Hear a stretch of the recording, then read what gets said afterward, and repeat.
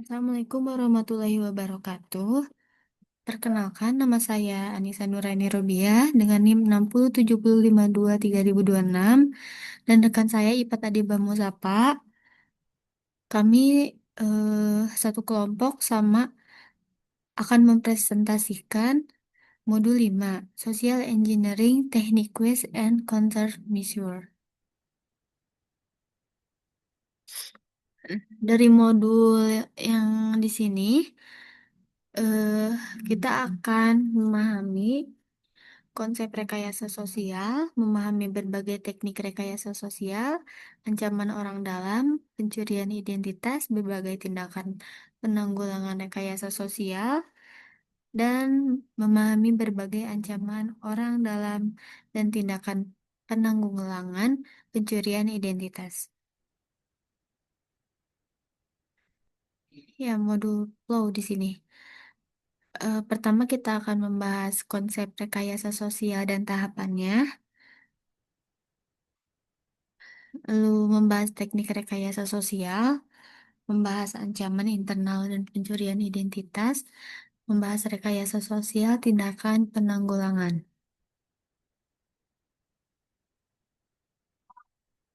Apa itu rekayasa sosial? Rekayasa sosial bergantung pada fakta bahwa orang tidak menyadari informasi berharga yang dapat mereka akses dan tidak peduli untuk melindunginya.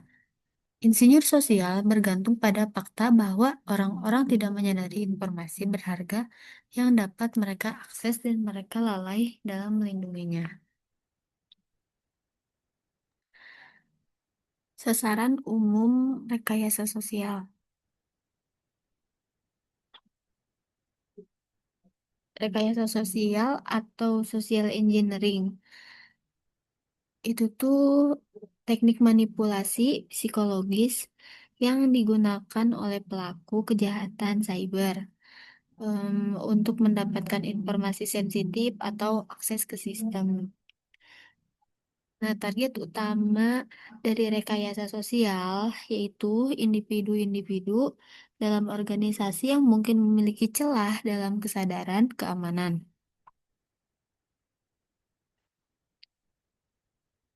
Di sini eh, ada sasaran umum rekayasa sosial yang ada di slide yang ada 6 ini. Itu yang pertama, resepsionis dan personal helpdesk.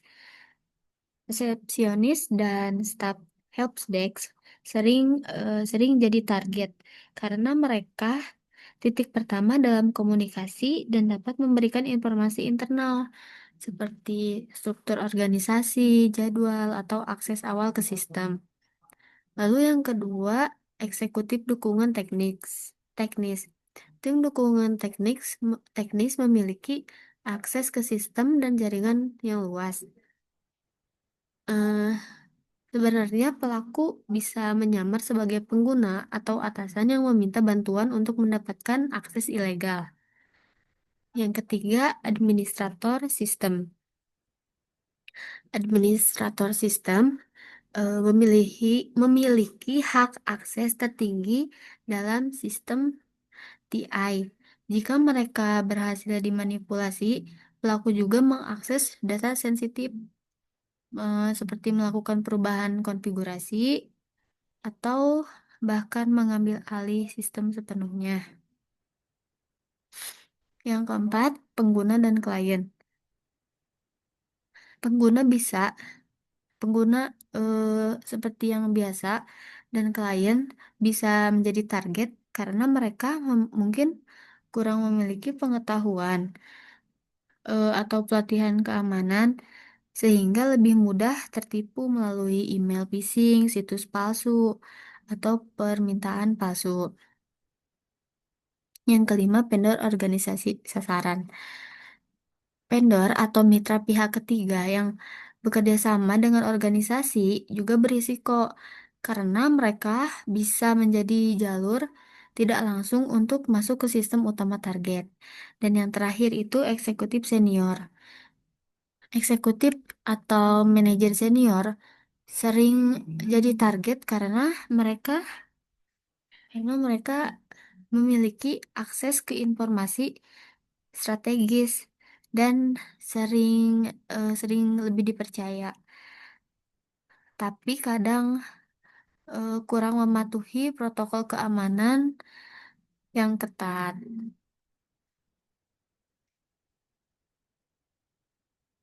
Ini dampak serangan rekayasa sosial pada organisasi, ada kerugian ekonomi, rusak reputasi, hilang privasi, bahaya terorisme, gugatan hukum dan arbitrase, dan penutupan sementara atau permanen. Perilaku yang rentan terhadap serangan. Dalam konteks rekayasa sosial atau social engineering, pelaku serangan memanfaatkan berbagai karakteristik psikologis manusia untuk mendapatkan akses atau informasi. Di sini ada jenis-jenis perilaku atau respons emosional yang sering dimanfaatkan oleh pelaku kejahatan cyber. Yang pertama ada otoritas. Biasanya pelaku pura-pura sebagai seseorang yang memiliki otoritas tinggi, misalnya manajer, polisi, atau teknisi senior. Jadi membuat korban patuh tanpa banyak bertanya-tanya. Lalu ada intimidasi. Intimidasi ini teknik seperti menakut-nakuti, seperti ancaman pemecatan, denda, atau pemblokiran akun, agar korban merasa terpaksa mengikuti instruksinya. Konsensus atau bukti sosial, biasanya pelaku meyakini korban bahwa semua orang melakukan ini, atau eh, eh, atau bisa juga bicara rekan Anda juga sudah memberi informasi ini. Jadi mengecoh korban untuk merasa terdorong dan mengikuti. Nah, lalu ada kelangkaan. Mengklaim bahwa sesuatu hanya tersedia dalam waktu terbatas. Misalnya, si penjahat bilang seperti ini, akun Anda ditutup dalam 24 jam. Nah, itu tuh untuk mendorong korban bertindak cepat tanpa berpikir panjang. Lalu, urgensi. Pelaku biasanya menciptakan kesan bahwa situasinya sangat mendesak dan harus segera ditangani agar korban tidak sempat berpikir kritis. Keakraban atau kesukaan. Biasanya menggunakan pendekatan ramah atau berpura-pura sebagai teman lama, kenalan, untuk menurunkan kewaspadaan korban. Lalu ada kepercayaan. Kepercayaan pelaku membangun kepercayaan lewat interaksi yang tampak sah atau melalui identitas palsu. Yang terakhir ada keserakahan. Biasanya menawarkan hadiah besar, diskon yang tidak masuk akal, atau janji kekayaan cepat untuk memancing korban agar memberikan informasi pribadi atau mengklik tautan berbahaya. Faktor yang membuat perusahaan rentan terhadap serangan, pelatihan keamanan yang tidak memadai, beberapa unit organisasi, akses informasi yang tidak diatur, unregulated access to information. Mengapa rekayasa sosial efektif? Karena kebijakan keamanan sama kuatnya dengan mata rantai kelemahannya, dan perilaku manusia adalah yang paling faktornya yang paling rentan.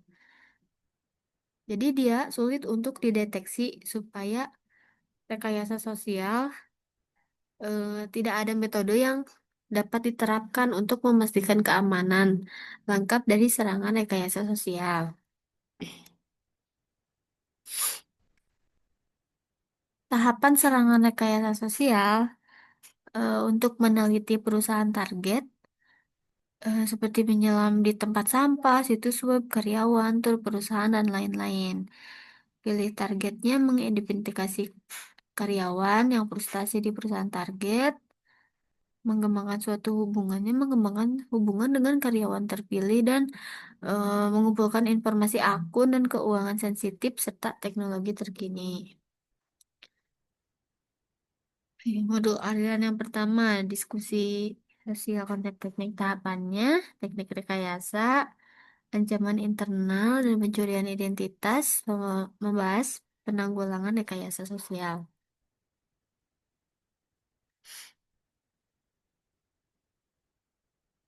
Jenis-jenis rekayasa sosial eh, yang berbasis manusia itu informasi sensitif dikumpulkan dengan interaksi, tekniknya peniruan, mencari, menguping, berselancar, menyelam, rekayasa sosial terbalik, menumpang di punggung, mengintai di belakang. Lalu ada berbasis komputer, penipuan, serangan jendela pop-up, surat spam, pesan obrolan instan, dan berbasis seluler. Biasanya tekniknya menerbitkan aplikasi berbahaya menggunakan aplikasi keamanan palsu, mengemas ulang aplikasi yang sah, smishing, atau penipuan SMS.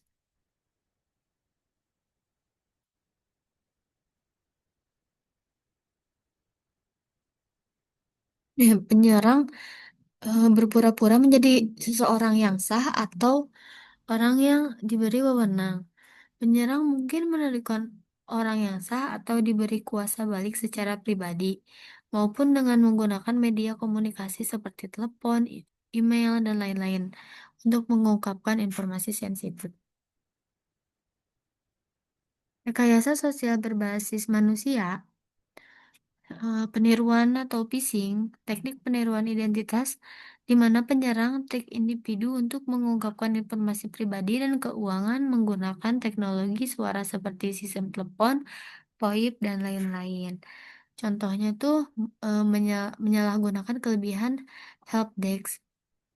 Biasanya penyerang menghubungi bantuan perusahaan untuk berpura-pura menjadi seseorang di posisi otoritas. Rekayasa sosial yang masih berbasis manusia, seperti menguping, berselancar di bahu, sama seperti yang tadi.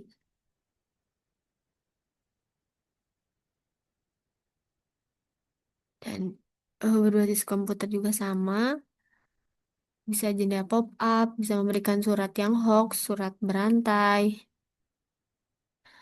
pesan obrolan instan, seperti mengumpulkan informasi pribadi melalui obrolan dengan menggunakan terpilih secara online, email sampah, email yang tidak relevan, malware yang menipu pengguna komputer agar mengunjungi situs web yang terinfeksi malware.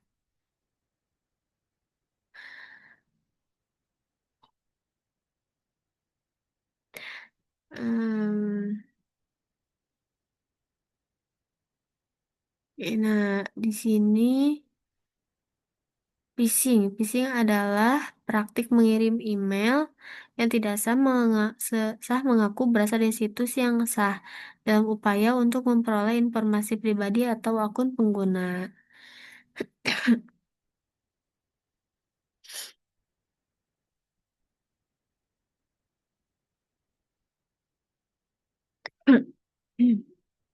Di sini contoh email phishing, contohnya seperti ini.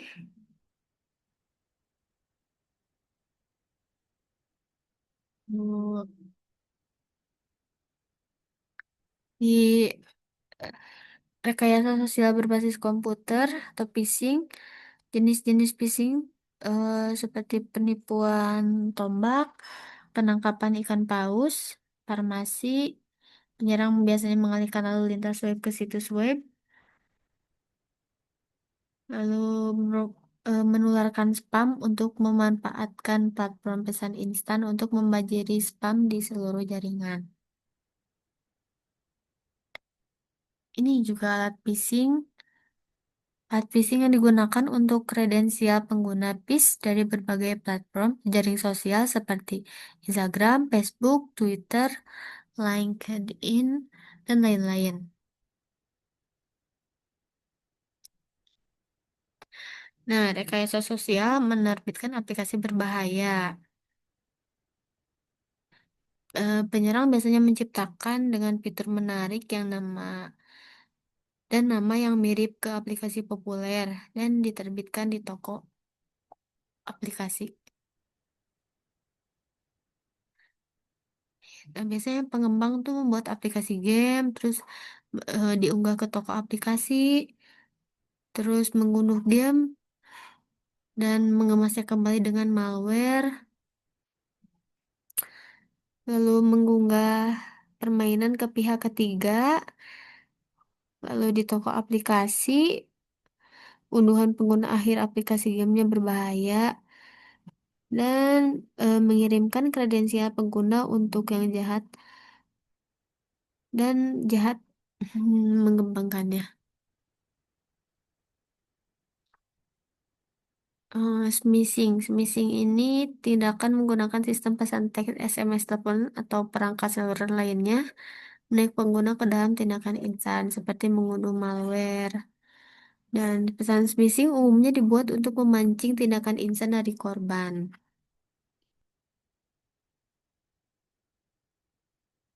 Banyak ancaman juga, karyawan tidak puas, perusahaannya rahasia, perusahaan internet, dan pesaing. Oke. Eh, Cukup sekian yang dapat saya jelaskan. Mohon maaf bila ada kekurangan dan salah kata. Terima kasih. Wassalamualaikum warahmatullahi wabarakatuh.